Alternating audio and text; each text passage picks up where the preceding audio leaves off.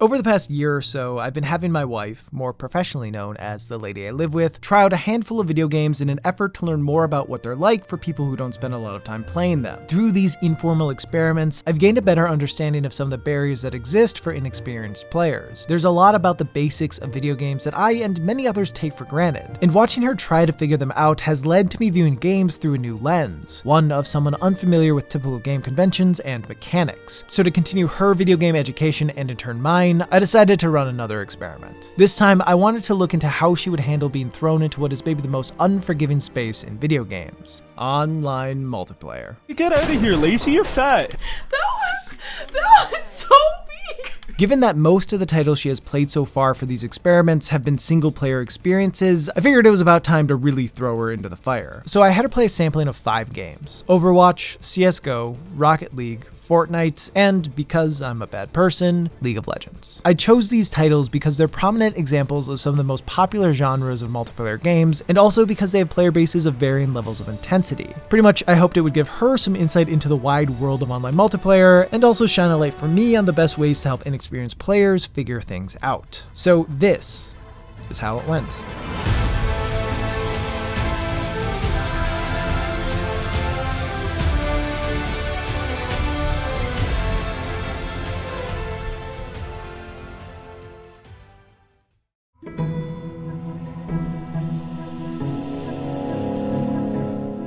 With any game, it's important to teach players the basic mechanics and functions in a clear and concise way so that they can get into it as quickly as possible. Developers need to find the right balance of dispersing enough information to the player so that they can engage with the core gameplay while not putting too much on them too quickly. The more time a player spends being bored, frustrated, or confused, the less likely they are to enjoy the game. And I think this is even more important when it comes to online multiplayer titles, because a player's understanding of a game not only affects their own enjoyment, but also the enjoyment of every person they play with. In team-based games, if one person doesn't understand how to play, they can inadvertently make the experience terrible for everyone else. So having a tutorial that properly prepares players seems like it would be a pretty massive priority. With the games my wife played, it was mixed. Only Overwatch and League of Legends prompted her to try the tutorial, which makes sense as both games are relatively complex. With that said, neither of them did a great job with teaching her how to actually play. Overwatch's tutorial taught her basic mechanics and how to use special abilities, but it didn't do much beyond that. When she finished it, she got prompted to go to the training ground, which on one hand was good because it gave her some time to become familiar with the different characters, but on the other hand, she found it overwhelming to be hit with 30 new faces, each with their own moveset. I think the tutorial would be far more effective as a learning tool for new players if it was more specific. For example, it could start with a brief explanation of the 3 main roles: tank, damage, and support, and then have players choose a role and be assigned one of the easier to understand heroes. From there, the tutorial could give a detailed explanation of how that character fits into the actual game. Things like where they should position themselves and which abilities they should use most. While Overwatch does do a good job of easing players in by first prompting them to do the tutorial, then the training ground, and then games against bots, it never really explains how to be an effective teammate. A pretty common frustration my wife had while playing was not knowing how to best help out, so any sort of assistance with that would have been valuable. I understand that game metas constantly shift, but there are certain elements of basic play that stay consistent, and letting inexperienced players in on that information makes a difference. League of Legends ran into a lot of the same issues. The fact that there are a limited amount of heroes to choose from did make it far less overwhelming for her to dive in, but even with this smaller scope, the game didn't do anything to explain the roles of different characters in the context of a real match. It didn't even do a good job of teaching her how to use her abilities. There was a moment where a big arrow pointed at them, but as she was focused on the actual action and there was no voice prompt for it, she missed the cue, so I had to explain them to her. The tutorial would have been far more effective had it gone over each specific ability and how it is best used in an actual game. And because there aren't that many characters to choose from at the start, it seems like a no-brainer to do this. Another issue with League's tutorial is that it prepares players using settings that aren't the default in other modes, the big one being the camera. In the tutorial, it is locked on the character, which is really helpful for new players as it is easier to control and less overwhelming, but as soon as the first game starts, it's no longer locked. While having free range of the camera is certainly a more efficient way to play, by teaching players with one method and then switching it without an explanation or warning, it puts them at even more of a disadvantage. It is easy enough to relock the camera, but it added a level of unneeded stress for my wife as she wrestled with a control scheme she had never used before. It's fine. I'll just lose more. The tutorials of the other games definitely did a better job preparing her for actual matches, but I should note that part of that has to do with those titles being far less complicated. Rocket League went over its basic controls in a contained environment, which gave her an understanding of movement and how to win. Also, the fact that the game is just soccer but with cars made it so she could take something she was actually pretty knowledgeable about and apply it to how she played. CSGO's tutorial did the best job of any of the titles she tried, as it not only went over the basic functions and objectives of the game, but it also taught her a few slightly more advanced tips, like where to aim, how to bank grenades off of walls, and that switching to the pistol is always faster than reloading. This made it so she considered these aspects when playing in actual matches. As a somewhat off-topic side note, my wife didn't know the names of any of the guns in CSGO, and at first that surprised me, but after thinking about it, I realized that pretty much everything I know about weapons comes from playing video games. Obviously, there are other avenues to learn about that sort of stuff, but as guns have never interested her and she didn't grow up playing GoldenEye, it makes sense she wouldn't know much about them. Anyway, the only real problem with CSGO's tutorial is that it's sort of buried in menus. And while it isn't difficult to find, if a player doesn't know to look for it, they most likely won't play it. Which happened to my wife when she first played, leading to some frustration because she wasn't properly prepared.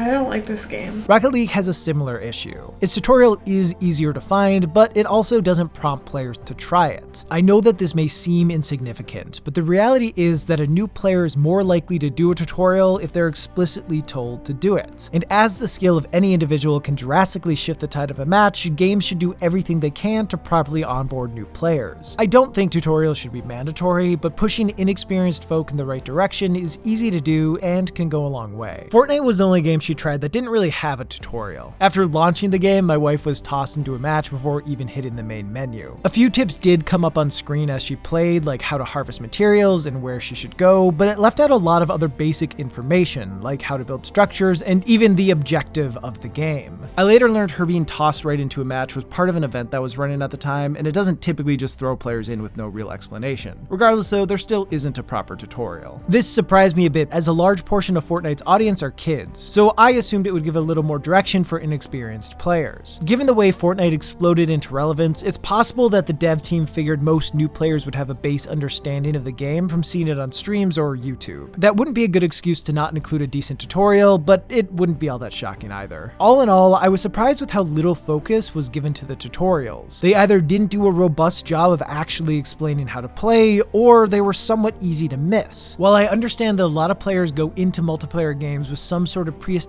understanding of them, it's still important to have an effective tutorial for those who don't. Otherwise, they'll be at even more of a disadvantage when they have to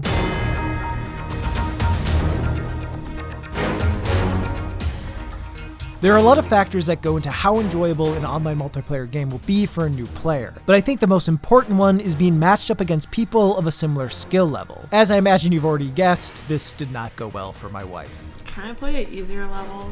What do you mean? Like, I don't want to die. I'm not sure if it's because most of these titles don't have player bases big enough to have properly balanced games for new players, or if they just have bad matchmaking systems, but my wife was often paired up against people who had clearly put in far more time than her. At best, the teams were balanced by having an equal number of experienced and inexperienced players, but that often just led to inexperienced players like my wife getting pushed around by those who have played a lot more. In worse cases, like when she played Rocket League, there didn't seem to be any balance, and one good player could swing things so much that every game was a blowout. Due to poor matchmaking, she didn't really stand a chance, which understandably made her enjoy the games less. The only title that seemed to have a player base big enough to give her a fair level of competition was Fortnite. All the other players she ran into were around the same rank as her, so it felt like a more level playing field. And she ended up having a fair bit of success, coming in 3rd place during her first match. To be honest, I was kind of surprised by her placing so high and expected her second game to go far worse, but she ended up getting a victory royale.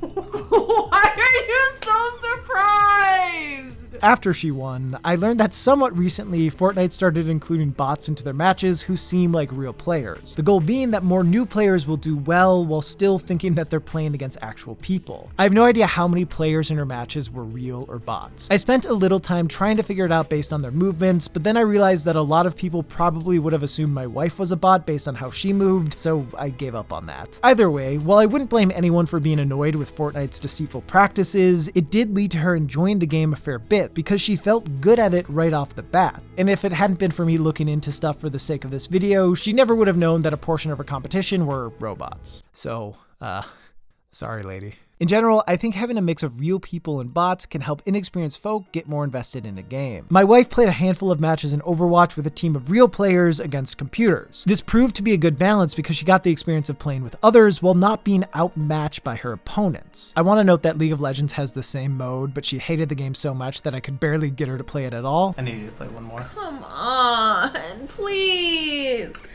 No. So, she didn't try it. Regardless, these kinds of modes give inexperienced players a space to succeed. With that said, while these modes seem to be made to help people smoothly transition into games with real players, I don't think they do a great job of that. Like with Overwatch, she mostly played as Brigitte, which for a random panic pick she made due to the character she wanted to play as already being taken, ended up being a pretty solid choice, as Brig doesn't rely on twitch skills or accuracy, both things that my wife isn't all that good at yet. When playing both easy and medium bots, it didn't take a whole lot of strategy for her to do well. She would run right at the enemy, swing her mace, bash with her shield, occasionally heal allies, and this ended up working pretty well for her. When she tried this strategy against real players though, Oh my god, this is so embarrassing. what I realized is that her playing against bots prepared her in the wrong way. It rewarded her reckless approach to matches, which is a strategy that doesn't translate to actual games. Along with a more fleshed out tutorial, I think it would have been far more effective for the game to have more modes that actually help players practice useful skills and strategies. Beyond just the typical and expected frustration that comes from continually being crushed by the opposing team, my wife also felt bad that her playing might be frustrating other people. Oh my god, did I let everyone down? No, seriously, did I? Well, with pretty much every team game she played, at some point she made a comment about how none of them probably wanted to play with her. The idea of making the game worse for everyone else stressed her out to the point where she didn't want to continue with most of the games. I think this is a sentiment that exists to some degree for anyone who plays games. I know I've steered clear of titles because I didn't want to deal with pissing anyone off, but for those on the inexperienced side of things, I imagine this ends up being a massive deterrent, which frankly sucks. I do want to mention that the only game that my wife didn't care about her team was in League of Legends. In fact, she said the most capital G gamer thing imaginable. My team's so bad. She acknowledged that she wasn't good at the game either, but she constantly felt like her team wasn't around to support her. This mostly comes down to how League is designed. There are 3 lanes for players to go down and only 5 people on a team, so everyone is going to be fairly spread out. And while with communication this isn't a problem, due to her being solo queued and not knowledgeable of conventional strategy, she assumed her teammates were doing nothing and therefore hated them. While all these frustrations and stressors ultimately led to a net negative experience, I will say that when she did pull off something impressive, I've never seen her more excited about doing something in a video game.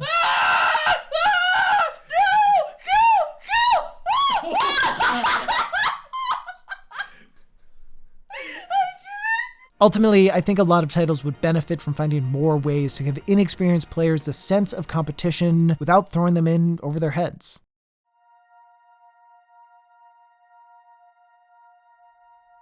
Online multiplayer titles are a pretty common entry point into video games for new players. Most people end up being drawn to trying a game because of a friend who wants to play with them, and playing online is typically the easiest way to do that. But I think when those of us who play games a lot want to introduce them to our inexperienced friends, partners, or ladies we live with, we have to be careful with how we do it. While watching my wife play, I realized that I viewed everything in terms of how each game was preparing her for the modes that I'm used to playing. But I don't think that was entirely fair of me to do. Some of the modes that I look at as stepping stones to the quote-unquote core content are actually the destination for a number of players. For example, when my wife played against bots in Overwatch, a fair amount of the folks playing with her seemed to play this way regularly. And while it isn't how I would play the game, I get it. My guess is they prefer to experience everything at a slower pace as they beat down on AI. They didn't have to deal with being paired against players far above their skill level, and they could just focus on the aspects of the game they enjoyed most. Having alternative modes, especially ones focused around more relaxed gameplay, can give inexperienced players a space to enjoy themselves when playing online. It can help them avoid the frustration that comes from consistently losing, and it can keep them out of situations where they may be the target of toxicity. While I do think that all of the games my wife played could do a far better job of teaching and easing in inexperienced players, I also think it's important to consider that there are a ton of different ways to play a game. And for titles that have a lot of options, sometimes it's more important to find which of those options best suits the skill level of the player instead instead of solely focusing on shaping them to fit the most popular mode.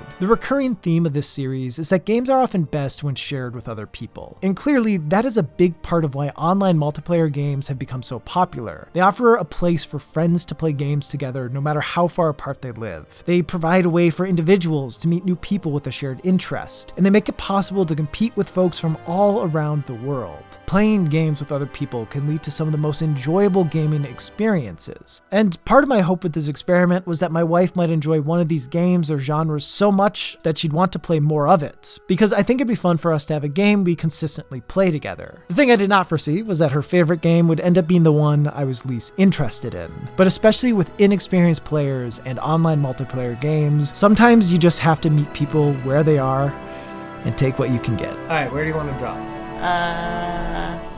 Let's go to the chemical blast. Oh God!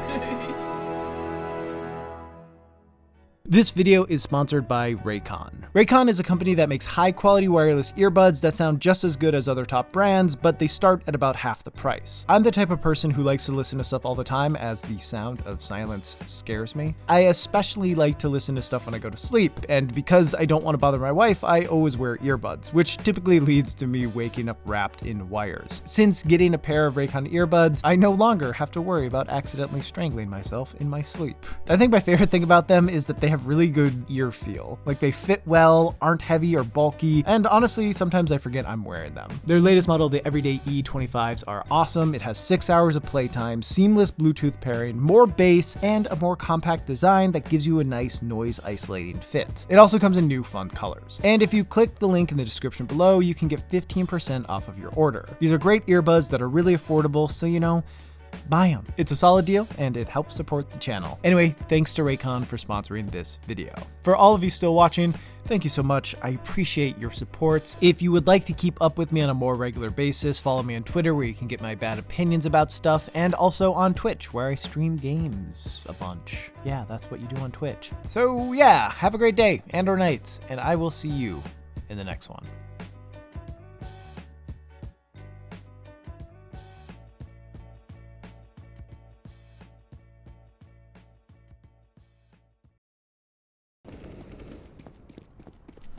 You want to tell Lacey that she's just fine the way she is? Yeah.